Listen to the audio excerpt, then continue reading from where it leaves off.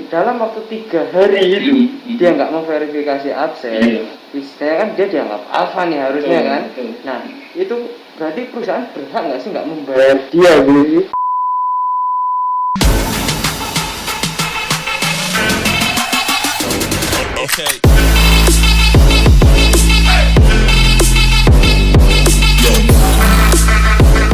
Yo, kembali lagi bersama kita Sandrengos bersama Kang Hukum. Kita kembali lagi di podcast kita bernama Masako, cari solusi bersama secangkir kopi.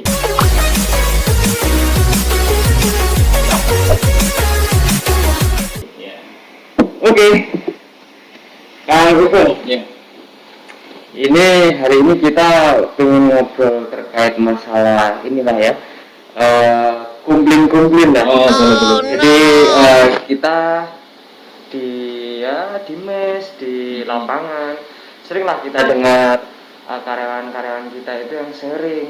Nah, sharingnya itu terkait masalah ini apa, ada lemburan yang nggak dibayar. Iya.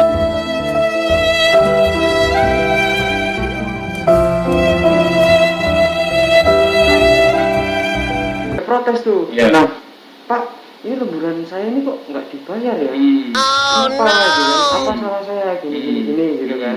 Nah, itu menurut analisa dari Kang Ibung ini apa saja sih yang menyebabkan bahwa lemburan itu belum terbayarkan gitu di bulan sekarang gitu? Lemburan nggak dibayar, dia absen apa enggak? Wah, itu infonya sih dia telat absen sih. Jadi in-nya itu nggak absen in gitu. Absen in, tapi dia absen out gitu. Dan bisa jadi kebalikannya juga gitu. Dia absen in tapi nggak absen out gitu. Itu gimana? Ya, jadi kalau terkait dengan pembayaran hak karyawan kaitannya dengan ulap, kemudian lembur itu ya kita di HC kan dasarnya dari absensi ya, absensi kehadiran gitu kan. Ya absensi itu ya harus full gitu kan, in dan out gitu kan. In dan out, betul. Karena itu juga sudah ini ya, apa namanya, diatur juga di PKB kita gitu kan, bahwasanya setiap karyawan itu ya wajib mencatatkan kehadirannya gitu kan, in dan out. Ya in pada saat dia masuk bekerja, kemudian out pada saat dia selesai bekerja akan pulang gitu kan. Itu sih. Kalau misal ada yang nggak dibayar ya bisa jadi itu karena ya absensinya nggak lengkap atau nggak absen gitu kan, dan kemudian dia nggak ada konfirmasi gitu kan. Gitu. Nah, jadi gini, secara mekanisme ya, kita ngomong masalah prosedural dulu lah. Jadi mungkin sobat yang ada di sana di sekeliling kita ini juga banyak yang belum tahu juga kan, gimana sih sebenarnya aturan main bahwasanya absensi itu bisa diverifikasi, terus bisa diakui bahwa dia memang benar-benar in dan out gitu. Gimana sih tahapannya itu yang harus mereka lakukan? Gitu? Ya, jadi yang pertama kita kembali ke aturan di PKB kita ya, bahwasanya setiap karyawan itu sekali lagi wajib untuk mencatatkan kehadirannya pada mesin pinjer atau perangkat lain yang disediakan oleh perusahaan untuk pencatatan kehadiran gitu kan. Kalau sekarang itu kan sudah lebih canggih dari satu pama ya, absensi di satu pama gitu kan. Nah kemudian ketika ada problem-problem pencatatan kehadiran gitu kan, misalkan absensi di satu pama ada problem gitu kan, misalkan nggak pinjer atau lupa pinjer gitu kan, kita kasih toleransi gitu ya, toleransi untuk menginformasikan ke atasan itu 3 hari gitu ya. 3 hari ya, berarti ada batas waktu tertentu gitu. Iya, ada batas waktu tertentu.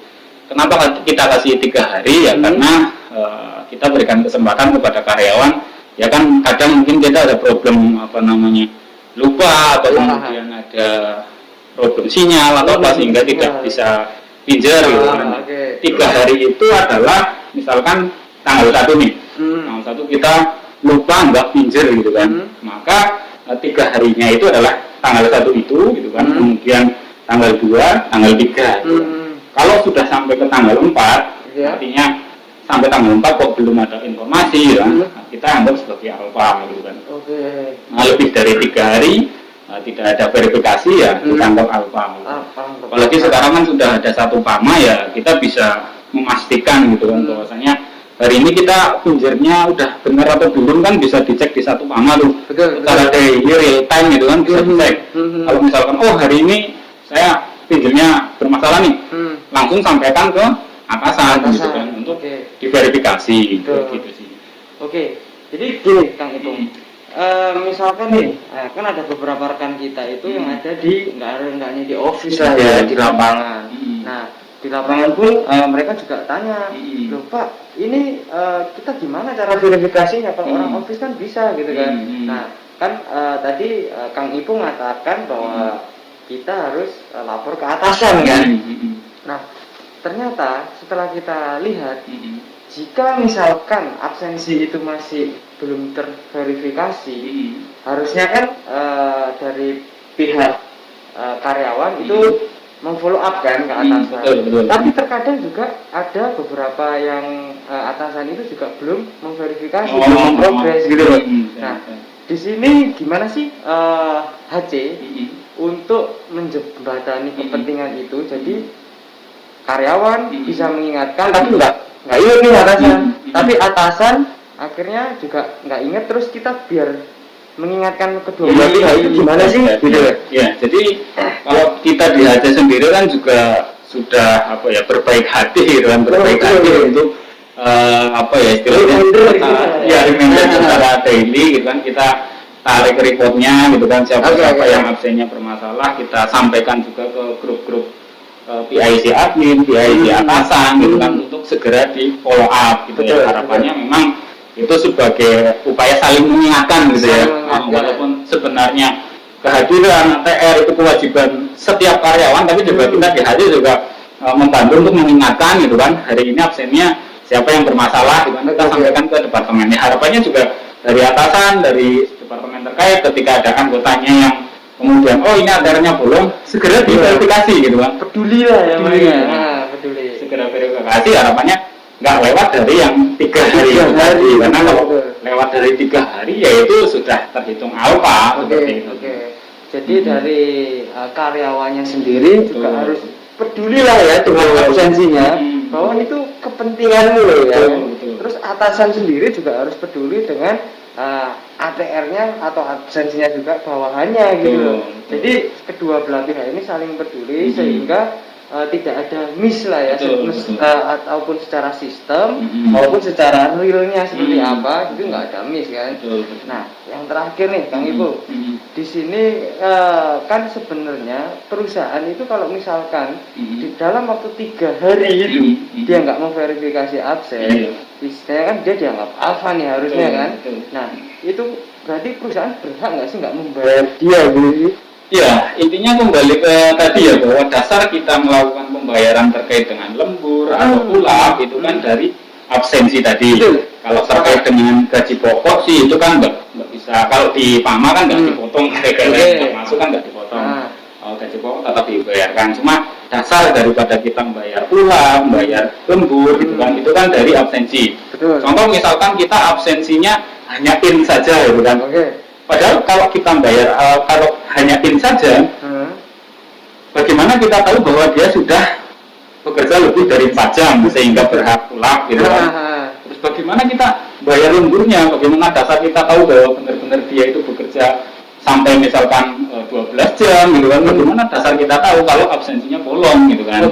Lain seperti itu sih. Jadi konsekuensinya ketika memang absensi nggak lengkap ya seperti itu, bahwa dasar kita membayar ulang atau lemburannya karena dari absensi, maka ya dipastikan bahwa absensinya itu lengkap. Kalau ada masalah segera untuk verifikasi agar saat pembayaran ulang maupun lembur itu ya clear gitu kan. Kita di HC juga enak, bayarnya ada dasarnya, gitu. Karyawan juga bekerja mendapatkan haknya gitu kan, sesuai yang semestinya gitu.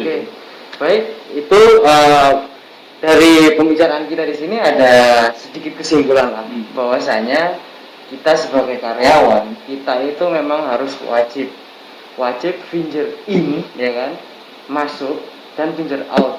Itu yang menjadi dasar perusahaan untuk membayar kita ulapnya, untuk membayar lemburnya kita. Jadi terhitung secara jelas kita itu selesai bekerja sampai jam berapa sih. Jadi untuk semua teman-teman yang ada di lapangan, ada di office dan semua yang ada di area kerja kita, pastikan kalian wajib finger, oke? Dan untuk kalian selalu mengingatkan atasan ketika ada kendala problem ketika finger itu minta tolong diverifikasi, gitu kan Kang Ibu?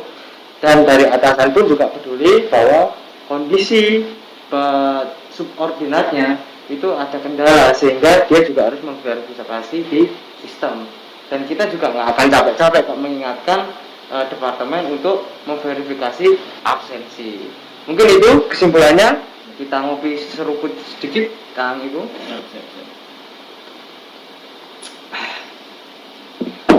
Oke, kembali lagi. Next di podcast kita selanjutnya lebih seru dengan kami di acara Mas Sako mencari solusi dengan secangkir kopi.